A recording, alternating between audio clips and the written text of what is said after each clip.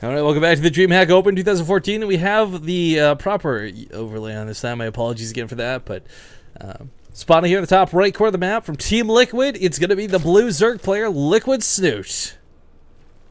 Currently leading 1-0. Bottom left, as the red Terran, it's my Insanity's Jjakji. So I don't know if you guys can see this on screen or not, but this has been irritating me for the last like 7 hours. My cursor keeps flickering anytime it's not moving. I don't know what causes this. It's happened rarely in the past, but if anyone knows how to fix that, I would appreciate a tweet. It's definitely getting on my nerves. Apparently, as the games have been going, they're not all done yet. Obviously, we're casting one. The Group T is looking to be like 2-2 across the board. Like MMA's down 1 versus Polt. Jjakji's down 1 versus Snute. I don't know what impact... I guess because I'm playing anyone right now, but still, like 2-2 across the board would be pretty crazy. Yeah, that's when map score starts really factoring in, and all of a sudden these 2-1s versus 2-0s are a really, really big deal. Yeah. Yep. Well, Snute's gonna go for the hatchery. Not a surprise. Jjakji gonna go for 14cc. Also not really a surprise. Nimbus, please. Yeah, I think cross spawn's probably the best bet for these two to be dueling it out too. We don't have that distinct advantage of, oh my god, he's closer with his Nitro, so mutas versus Medivacs, but still something that will come into effect later on. You know, it's funny to me that Snute complains about possibly, oh, you know, my ZVT is not looking so hot right now, because, I mean, that went from being a pretty defensive fourth to just an overwhelming victory that looked like it looked like he just snapped his fingers and he's like, you know what, I'm winning now. I'm the captain now. Yeah, basically. It's been a long time since I've seen a game go like that. There was a period where it's just like, before Terrans, I guess, were dominating, quote unquote, with the Widowmine, they kept on being, killed before they could get to that point. And it was always just like, oh, so frustrating. What am I doing wrong? And it's usually just like, after the 2 medevac push, you rally instead of just, you rally to your units as opposed to rallying to a point in your base.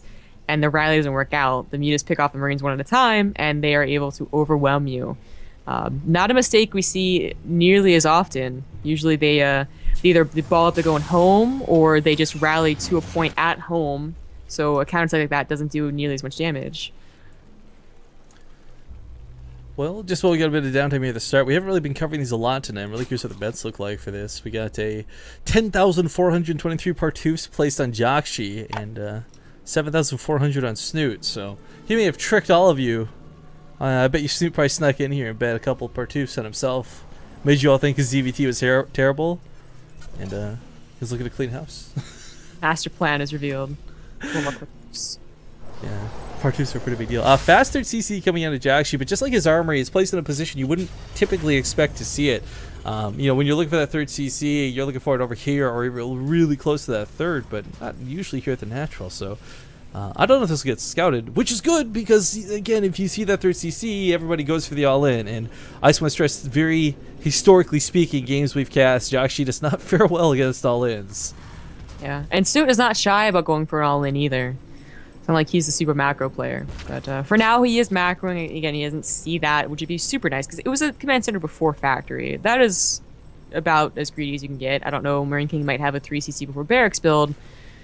I haven't seen it. But yeah, it's really greedy, and Jjakji, of course, gives up his own scouting forts. No Reaper. No Marines out in the field checking. The SCD did get a scout. Didn't see much, though. Didn't see, for instance, if the 3rd was put down. Yeah, it's a little bit unfortunate, but I don't think that's going to exactly kill him in this. Again, when you go for a 3rd CC like this, you're kind of playing a little bit blind on purpose. Like, you're trying to just get away with as much as you can before it becomes too problematic. The Overlord sees this really late factory, and guys, like, Snute is so smart. He's got to be wondering, like, well, why is this factory coming down so late? Why was your gas delayed? Why did you have no money to do this versus that? I mean, I don't know if he can call the 3rd CC off of not seeing it like that, but he's smart enough to, that's for sure. This Overlord, by the way, this looks like the Overlord is so far away from the high ground here. This looks really weird coming in, but he'll probably confirm the 3rd CC this time around. And I mean, this 3rd hatchery doesn't have to be droned. I mean, it's definitely in Snute's nature. Go over 70 drones, have at her, but I don't know. It's really easy to be like, oh, all in. 3rd CC, yay!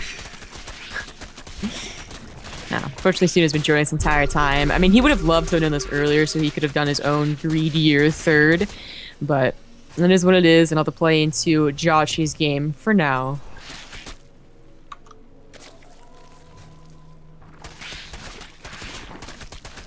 Spike Claw is a little unnecessary. You're not too worried about Hellions. They're coming out a lot later, and they're mostly just going to be paired up with the push. You know, there's not the whole creep clearing spree of early game TVZ as it usually is. Surprised he's not using a spine card to chip down these rocks. I mean, the rocks are coming down, guys, not because he wants to block something out at the base or whatever. He just doesn't want to get choked with Hellion sitting at the bottom waiting for those lings to come down. So, trying to get this down as best as he can. Sure. Baneling on the way, 1-1 on the way. It's so far very passive. Good creep kills on the left side anyways, but with 3 queens, it's going to be done immediately. Yeah, anyways, yeah, he moves his spine color as well, so now he really will have you know, an opportunity to creep spread pretty far out. Next question is, where does Snute place his 4th? It's basically the only question I have. Imagine off to the left more so than the one on the right.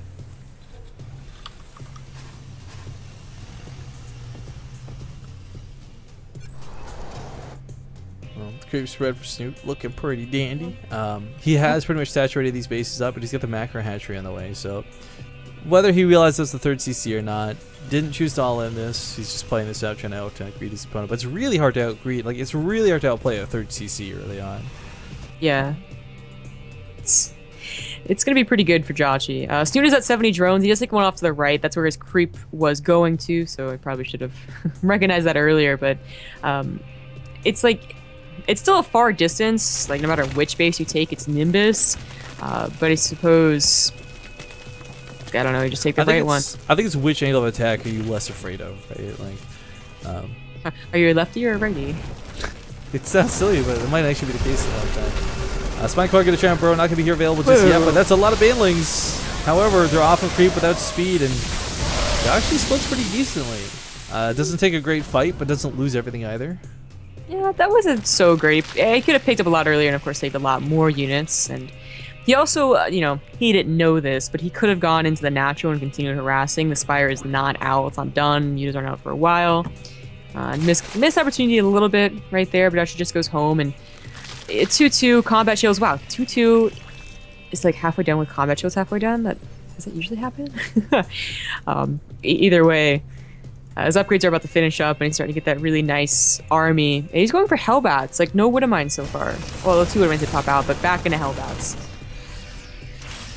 So, yeah, you're right about the 2-2, by the way. I wasn't even fully aware. I looked at the score. Like, that's kind of nuts when you consider that's one of the situations where, like, maybe the old style group format might be superior to prevent something like that from happening. But how rare is it going to be? Like, you've got the best players in the world, and, like, more than half go 2-2? Like, what the hell? Kind of freaky. Kind of freaky. It all depends. Right now, it all depends on whether or not Snute wins this game, or, well, I guess wins the series, well, really. Actually, no, but I think it does, keep in mind, map score. Yeah, I was gonna say, I don't think he can win the map score if he goes 2-1. I think he wins the map score if he goes 2-0. I don't know. I have to look at those stats again. I'm not tabbed out right now, but it's very close is the point. And whoever gets out of this group is going to do it like by the hair of their chinny chin chin, you know? Yeah, if he 2-0s, he's 4-4, which is tied with Polt right now. Oh, I don't know if it's not updated. We'll look at that later. I always hate it though, because like we're doing math at the end of the stream rather than just being like, okay, bye. We're like, oh, but it's this person. Oh. So Jjakji starting his drops. There were a lot of lings here. Some run to the high ground, some stay on the low ground. He's trying to catch the Marines to come out one at a time. But in the meantime, there's still pressure going on here towards his 3rd. Widowmines don't get much done. The Banelings take out a good half of that army, but is it enough? Because Snute, he's down in supply. We see this happen all too often in ZV's T. And you know, his upgrade is going to be inferior as well. We got Jjakji coming up on 3-3. Well, the main engagement, I thought it was going to go so well for Snute. It doesn't go nearly as well as I thought. He does not have those backup Banelings quite morphed in yet. There they go. They're rolling in. They're going to save the 4th, it looks like. Just barely. The Lings are going to be able to clear it up. Now, 2-2 was just so close to finishing. That would have been such a head-to-head kill. I think that Widowmine killed the rest of the Marines for the circling. Yeah, that did more damage to the Terran. Widowmines, guys. Sometimes it's going to be so cool. God, Snute's going to do the... He's doing that thing! Do the thing, Snute! He's doing that thing that he did last time. Yeah, he's just got a snowballing off. His problem is, though, Jjakji, I don't think he's as screwed as last time. Last time he was completely without production. Last time he was completely without units. He's consolidating here on the ramp. Snute can't really choke into this, but he actually slips by and gets a surround. How? What? But those Hellbats, they popped at the exact right moments. The army does survive. He should have waited for Banelings, or should have just gone back home. Either one. Oh, Blue Flame's forced to be canceled, so a small victory. He had to lift it to keep it alive. But removing Blue Flame is no small deal. That's an upgrade that not as much costly so much as it is just amazing for Hellbats to have. Yeah, Snute, even though, despite being on 5 hatcheries, 1 macro hatch in the main, a little larva starved right now. You know, banking just a little bit. Just want to make more lings. He had an opportunity right there. Very nice. That was that luck? I think the Overlord saw it. Column A, column B. You see it coming, but you intercept at just the right perfect moment. Yeah, 3-3 is on the way though. Jjakji, he survived that push. He has, well, he doesn't have a 40 CC.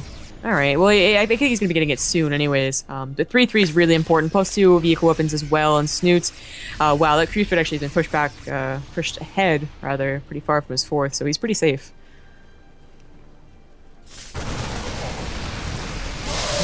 Banelings here, a little bit bold for Snute. He realizes this too and pulls back immediately. I actually really like they did this before throwing away all the Banelings. Like, he could have killed a good another quarter of the Marines or so, but of course you want to fight with all of your forces at once, not little bits at a time. It's not about trading at this point. It's not about the tug of war. It's about trying to stay ahead. And well, Snute's on 2-2. Jjakji is going to come up with 3-3 shortly. This is going to give his Marines a really nice edge when it comes to fighting the mutas, more so than the Zerglings and Banelings. Of course, Zerglings and Banelings are just going to kind of smother one way or the other. Oh, he just can't max out. He's not maxed out with this. And of course, the upgrade did just finish for Jjakji. He just cleaning up even so. Yeah. The Thor is getting picked up too to be treated backwards, but the army supply lead, it's not a huge lead is the problem, right? Like, Snute, can he snowball up? This is the biggest question, I think. And it's looking like a no for now, but 60 more lings are coming up behind this zombie grab. Not larva starved this time. Yeah, I feel like every single time there's like the larva pop, he is so relieved. Just like spamming that ling button. Still banking a little bit, does morph in a lot more banelings. This is usually what you want to do against someone who's going for Hellbats. Is not so much, you know, depending on the lings, but just going actually as many banelings as you can and overwhelming them. It seems to be the best bets against what Jjakji's playing. There's not a whole lot of Thors here, so the mutas are not super in danger, but still can't clump up versus the 1. It is got its HP back. As far as overwhelming goes, it's so difficult. Like, if maybe Snute could get good engagements on creep, maybe that's where he takes it, right? But for Jjakji's sake, like, he doesn't want to let that happen. He's been very good at cleaning this up. Snute as well, worth noting, sneaks another base when this goes on. Does he see that medevac? Are you serious? Oh, that was more luck. Does end up dropping it though, so he can't actually take on these Marines. Yeah, I actually picks it off though. Although Berserker Marines, they're not necessary. Look at the swoop in and sandwich on the right side of the map though. He's gonna get it. Oh wow, that was really great. Again, Jjakji has the upgrades, so the Banelings might have been a little wasted on some of those Thors right there. And of course, the mutas can't take down the medevacs as they would be. They're trying to clear up what is not really a drop anymore, just a run-in. I don't know. If he could get the 4th though, that would be amazing. I don't think he's going to be able to kill this, not for the planetary comes out. There's more units coming in here. But still, he's trading out really nicely with the lings. Again, an upgrade disadvantage, unable to get that hive tech. And the thing, too, is like this isn't like mutas are in the numbers of 30. Like, Snute is making a lot work with very little units.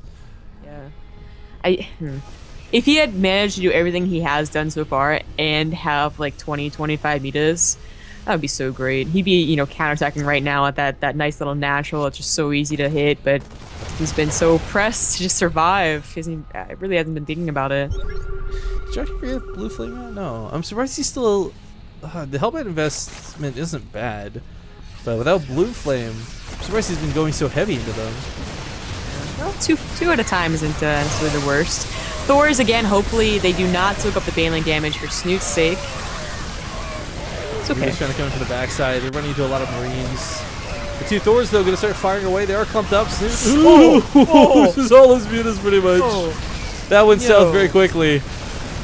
I thought the lings were going to clear up those Thors. I think Snute did as well, but now suddenly things have tumbled just in favor of Jjakji. Just all of a sudden, he's up in 50 supply. He's going to kill this base. But it's worth noticing to take another, so it doesn't completely throw him out of the game, but still not a great spot to be in. GG is going to be called, And game number 2 will go to Jjakji. Tie up the series 1-1. But I guess the big question is, does that actually knock Snute